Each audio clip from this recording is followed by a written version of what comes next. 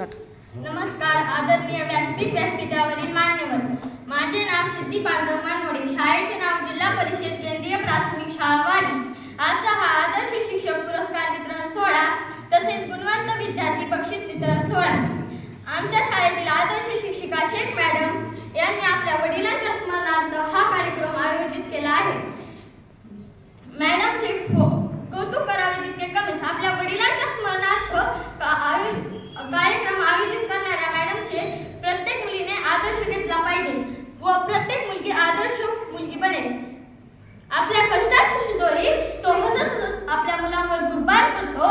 आपल्या कष्टाची शिदोरी तो हसत हसत आपल्या मुलांवर गुणगान करतो।